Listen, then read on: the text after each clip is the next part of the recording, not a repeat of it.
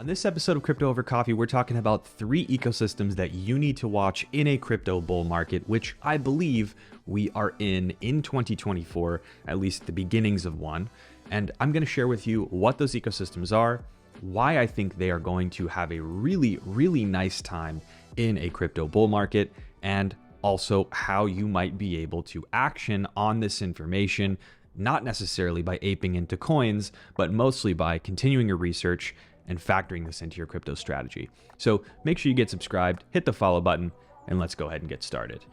The first cryptocurrency ecosystem that I want to talk about here, and when I say ecosystem, I basically mean a chain or a set of chains that centers around a community, or a community that centers around a handful of chains. It's kind of cyclical.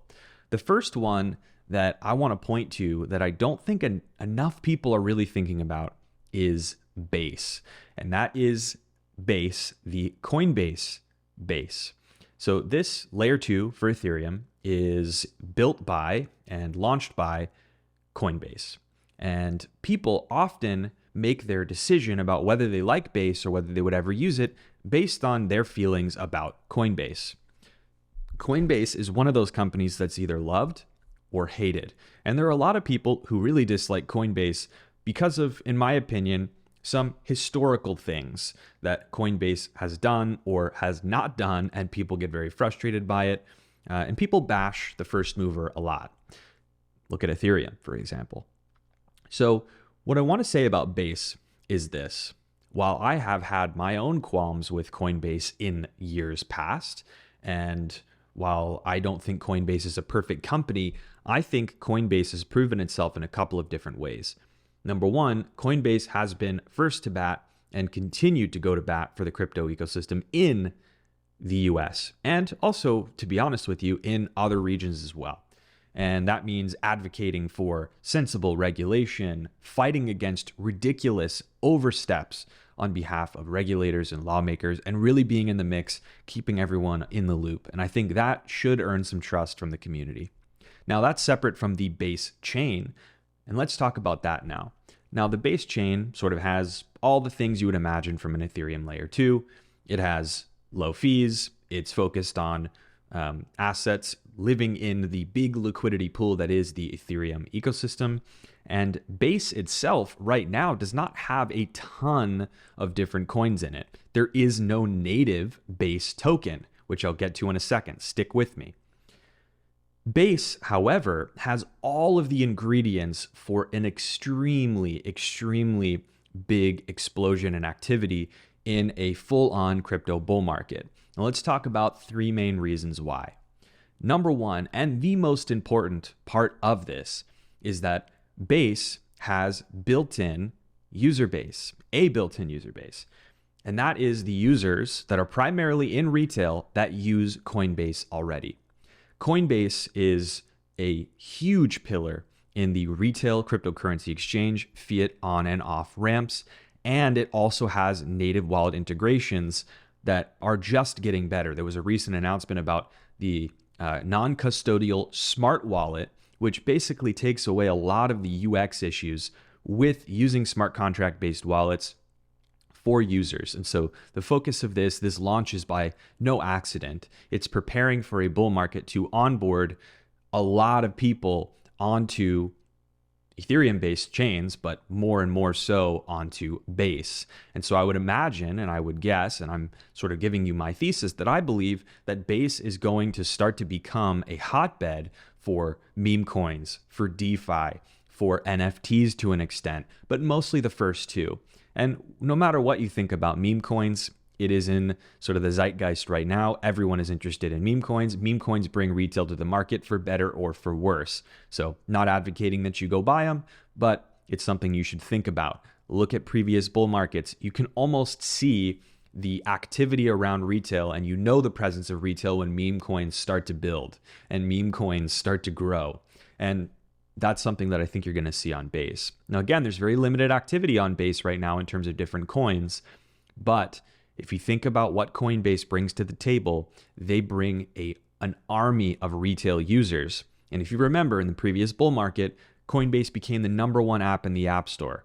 Now, at that point in time, you're probably thinking this is the top, and you're probably correct. But right now, we haven't seen the influx of retail users into crypto yet. And I think when they come in, if they want to get exposure to the Ethereum ecosystem, they have to do it through layer twos because fees are so high. Onboarding is the exact thing that makes ease of onboarding and ease of UX is exactly what gets people into the space and keeps people there, as long as there's opportunity in something like DeFi or access to different coins. So I think as Base continues to build up interesting applications, interesting DeFi primitives, and interesting coins start launching there, retail's first step is largely going to be on Base because Coinbase is going to direct them there. And it makes perfect sense why they would do that. And we have an example from history about how something like this can play out in a really positive way for early adopters on one of these exchange-tied chains. Just look at Binance and Binance Smart Chain. That particular blockchain, in my opinion, had very, very little benefit over Ethereum short of lower fees at the time. And it had a lot of trade-offs with regard to, decentralization, validator decentralization, etc. Retail didn't really care. They came in through Binance as exchange customers, made their way to the Binance Smart Chain, and you saw a ton of activity there and a ton of projects building there. And I think the same thing could happen on Base. Now, people talk about, well, Coinbase is going to be more careful than that because Coinbase is in an environment that's less regulatory friendly, or maybe you would argue where there is actual tangible regulatory activity right now. Sure, that might be the case. They may be a little more careful. I think that's probably why they haven't launched a coin on Base. There is no native Base cryptocurrency yet. There could be one. Now, the thing is that I still believe that Coinbase would not have launched Base unless it believed that it could, in a legal sense, direct users there, and that is part of the strategy. And we know that strategy can work as we have the Binance Smart Chain historical reference to say something like this has precedent, it can work. That is a base case for me that it is possible. Now, is it likely? I personally think so, because I think all of the conditions are in place for it to succeed. Low fees, deep connectivity to the Ethereum ecosystem, and extreme ease of access for users and user friendliness in the smart wallet, the retail application, Coinbase wallet. All of these things together are a recipe for potential success. Now, a lot of people are saying, well, you should be using Base because they're going to airdrop a coin on Base. Now, that's not a guarantee. So you have to also think about it. If you are one of those people who believes that the regulatory environment is what's keeping Base from succeeding, then you probably can't be in the same camp saying that they're going to launch a native coin. That could be part of the strategy to delineate from historical examples like Binance and say, we're not launching a coin. This is a community thing. Everyone in the community is free to build on Base. We're kind of keeping our hands off. We created the environment. We let everyone else do the building and create the economic value. We as Coinbase are not going to do it. And I actually think that's probably the case. Could they still launch a coin in the future? Potentially, if these court cases that are going on with the SEC and others go that way, go in Coinbase's favor and in the favor of the crypto space in general, I would say there's a fair chance that they do launch a coin, but it's wide open. And I wouldn't just be using Base in order to speculate that there's going to be some kind of coin. I would be going into Base trying to find opportunities that are somewhat untapped ahead of a retail influx. That is my personal belief. The last thing I want to say is there are a lot of people who criticize and say Base will not succeed because Coinbase is this big corporation now. They're publicly traded. They have a board. They can't move as fast. And I will tell you my experience, I've not worked at Coinbase, but I've worked with people at Coinbase, and I have friends who work at Coinbase, actually quite a few of them. And it maybe used to operate like that, but it definitely doesn't operate like that now. Simply the launch of Base tells you that they are completely different in the way they operate than they might have used to be, or when they got that reputation for being slow moving or being very corporate, etc. It's very startup-like inside Coinbase. Look at that smart wallet project that was just launched that I mentioned earlier, the UX focused project that they just launched for onboarding users to Base, mind you, primarily. That project, if you go look at the GitHub, that project was basically created and completed into a V1, right, to an MVP, which just recently launched in a little over 3 months, if you go look at the commit history. And that tells you they are creating ideas, they are creating a team around them, and then they are launching them. They're shipping stuff, which kind of goes against that idea that Coinbase is too fast, they're not fast enough. They're going to have to deal with a bunch of board nonsense. They're going to have to get permission. They're going to do all this stuff, and they're not going to launch anything. I think right now we're seeing things that point to a completely counter argument to that one. So I would bear that in mind when you're giving your evaluation of whether Base could be successful. Now, there are, of course, valid criticisms. There are people who could say, well, why would someone choose Base over all the other layer 2s that are in the Ethereum space? That's fair.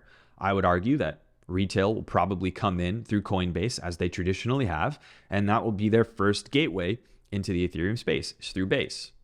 But it could happen another way as well. It's hard to prognosticate for sure.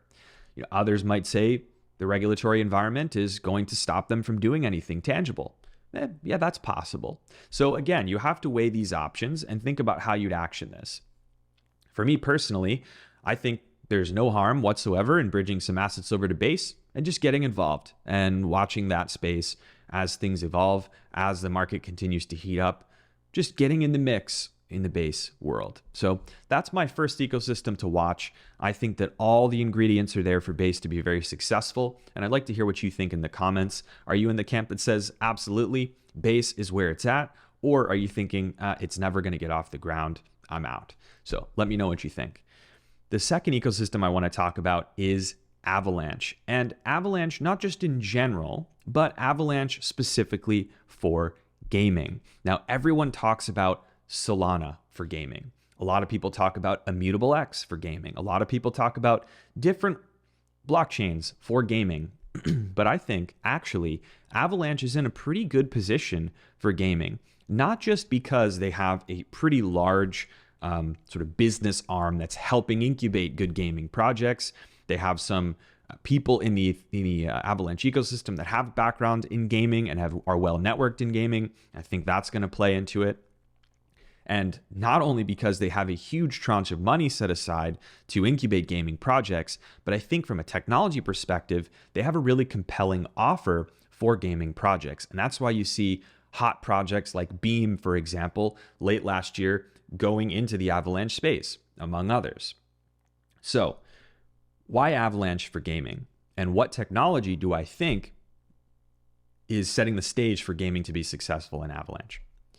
It's subnets. And subnets, for those who are not familiar, is this sort of app chain concept or application chain concept in Avalanche. You sort of have the main chain, the Avalanche blockchain, where people, obviously do a lot of the stuff that you would see, DeFi, etc. But then you also have sort of maybe not sharded chains. You could call them sharded chains if you wanted to.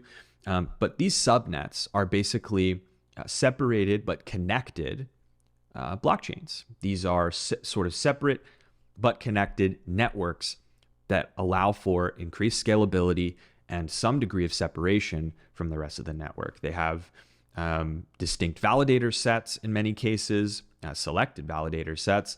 They have separated throughput rail, basically. So for a game, if you think about it, when the rest of the chain is congested, say there's a new DeFi project that everyone's getting in on, it's not going to be acceptable for your game's users to be subject to longer wait times, which affects gameplay, or incredibly high fees, which affect the in-game economy significantly. And so subnets create an environment for games or a portfolio of games to create a separate but still connected blockchain for them to operate on. And that scalability sets the stage for games to function the way that they are really intended to. The movement of in-game assets, the facilitation of in-game trades, potentially random item generation and issuance to users in a game. And that's why you're starting to see projects like Beam, who are incubating a bunch of different games, Mirai, which I think is really focused on mobile gaming. There are projects now that are sort of making that plunge, taking the plunge, and looking at Avalanche. Now, I'm not bringing up a couple of coins that tend to not do that in these videos, because when I say any coin, people go and they say, oh, well, should I be buying that? I don't want you to take that type of action from videos that I post. I want you to take the overarching theory that I'm giving you and use that to do research, to springboard off, find coins that you think make sense given that thesis, if you agree with it. So not everyone is going to, and everyone in this space is right about some things, wrong about some things. This is my perspective. I'd like you to formulate your own. So please don't go buy the coins just because I brought them up. I'm giving you examples. Now, the Avalanche space also has an advantage in the sense that it's connected very deeply to the rest of the Ethereum virtual machine, or EVM, world. And it means that people can move assets readily from Ethereum and Polygon, and in years past, Phantom and Ethereum layer 2s. There are a lot of ways for people to move liquidity into the Avalanche space and the subnets within it. And liquidity for gaming in particular really will matter. People want to play the game. You're obviously going to have to bring some resources in to get in-game items. Maybe there'll be ways to start without any resources, but historically speaking, that's not the case. Look at Axie Infinity. I digress.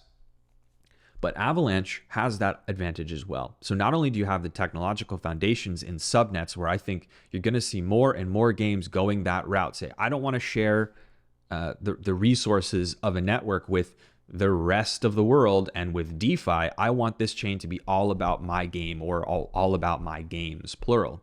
And I think you're going to see more projects doing that. So Avalanche, if you're someone who's saying, hey, listen, gaming is going to be one of the big narratives of 2024, 2025, then Avalanche should be something that you focus some research time on, looking at it foundationally and saying, does this make sense for the type of gaming projects that I'm interested in? Because there are different niches as well in gaming, right? There are the AAA game title type of projects like the Star Atlases of the world. And then there are like mobile games where they're sort of meant to be more casual in nature. So where are you in that spectrum, and what do you think people are going to do with the information that's available out there? So Avalanche for gaming, something that I think is relatively compelling. And again, I'm not going to go through a list of projects because I don't want people to go and just go and buy those projects without thinking about this. But what do you think? Let me know in the comments. Shoot me a post on X at Hashoshi4. Do you think Avalanche is going to be successful in the gaming space? Or do you think other chains like Solana are going to take all of the wind out of the sails for other projects in gaming? Let me know what you think. Speaking of Solana, that is actually the subject of the last ecosystem. And, this is another one that's contentious. A lot of people dislike Solana. A lot of people think Solana is hot garbage. A lot of people criticize Solana's reliability because they've had outages. And you know what? I'm in that camp. I think the outages need to be fixed. They need to prioritize foundational technological solutions. They need to figure out how to function long-term without any subsidies around fees. They need to deal with all of these foundational things: client diversity at the base layer for the chain, reliability, all of that stuff. Totally agree. Putting that aside for a moment and just thinking about this from a market perspective, putting aside personal feelings about Solana as a blockchain or Solana as a community, let's think about the behavior of the market. This video is about not necessarily ecosystems you're in deep love with, but ecosystems we think are going to do well in a bull market. And I think it's hard to argue that for some of the same reasons as I talked about for base, Solana is primed to do really well in this bull market. And you've already seen at the very beginning of it, meme coins on Solana, DeFi on Solana, airdrops on Solana, getting so much attention. And the reason why they're getting so much attention is because, number one, it's super easy to use. Number two, the average user actually doesn't care about outages. And a lot of times they don't really care about decentralization, reliability at the base layer. These things are ancillary to the main goal, which is people want to be degenerates and make money. They want to use DeFi. They want to have fun. They want to buy NFTs. They want to buy a phone that allows them to get airdrops. That is what motivates a lot of retail users in crypto, and actually a lot of established crypto people as well that aren't as connected to the original ethos of it. They're more connected to the sort of degen gambling side. Okay. And I'm not saying that's necessarily wrong. Everyone likes and wants to make money. So that's what we're focusing on with Solana, right? I think that Solana has a lot of the ingredients that it needs to really succeed and continue to take DeFi market share from Ethereum. And Ethereum maximalist people will say, nope, that's temporary. Ethereum is gonna, deliver on its roadmap, and it's still gonna be number one. It might be, but I think that Solana and others, to be honest, are gonna start taking more market share. They're gonna start climbing the ranks, getting much closer to Ethereum at its peak in the last round. And Ethereum could lose the top spot for a consistent period of time. And I don't think that's necessarily the end of the world. But if you think about it, there are many reasons why. Number one, the biggest thing is ease of use and low fees. People know how easy it is to use Solana. Even if you've barely been in the crypto space, you just get the basics, you can use Solana. Now, I'm not saying you won't make mistakes, you will, but Solana's user experience is undeniably pretty strong on the L1.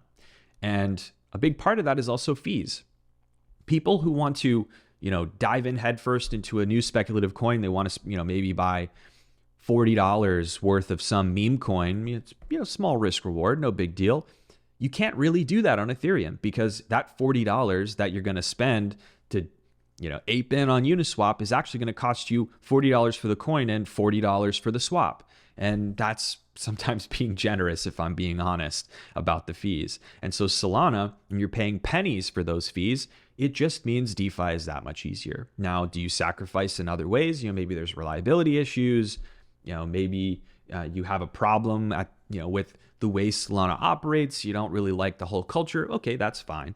But if you think about it from a retail user's perspective, and that's what we're thinking about right now, retail users want ease of use, they want low fees, and they want as much opportunity to make profit as possible. And there's just a lot of activity on Solana. There are a lot of people building on Solana, and that is hard to dispute. So if you think about it from that perspective, and you look at Solana, especially in DeFi, that is a big one, right? DeFi is a place where it becomes the lifeblood of the culture of your chain, because even NFT projects, gaming projects, they have fungible tokens people want exposure to. New projects launch, people want to jump right in. New meme coins get created, people want to dive in. And that all happens through DeFi. And liquidity is king. So if Solana, regardless of its issues, can capture more and more and more liquidity, particularly from retail, and let's be real, venture and institutions will likely also be interested in this area, you could see Solana doing really, really, really well as a holistic ecosystem. There's going to be lots of rug pulls like there are in every bull market. There's going to be lots of projects that raise and fail fast, like horrendously fast, that aren't necessarily rug pulls, but are just poorly structured projects that got way too much funding. There's going to be a lot of that. But I think that Solana will do really well in a full-fledged bull market. And we've seen just a taster of that in the run up to the Ethereum the Bitcoin ETF. The Ethereum ETF is a whole different story. We talked about in last week's episode of Crypto Over Coffee. So if you're interested in the Ethereum ETF, what that looks like, go back and watch last week's show because I've talked at length about the Ethereum space. So again, I'm looking at Base for the general retail users, Solana for the general retail users, specifically in DeFi and meme coin world, and then looking at Avalanche for the gaming exposure as well. And these are three ecosystems that I think could do well in 2024 and 2025, assuming we get that full-fledged bull market, we get capital inflow, not just from institutions, but from retail. That is going to be the key. And again, for anyone who's looking to action on this information, there are pretty much 3 steps to doing that. Number 1, I want you to think deeply and critically about what I said, my perspective. What are some of the things that go in favor of my theory and go against my theory that I didn't even mention, that you thought of, that I didn't think of when I was making this video? Because I do these all off the cuff, all off the brain. What are those things? Do you agree or disagree with my theory? If you disagree with my theory, you should leave it to the side and focus your efforts and your brain power somewhere else to strategize. Number 2, if you agree, I think this theory holds water. I'm going to move on that. The next thing you should do is go and start researching the chain. If you're not super familiar with Avalanche or subnets, read up on it, understand how it works, why it's set up the way it is.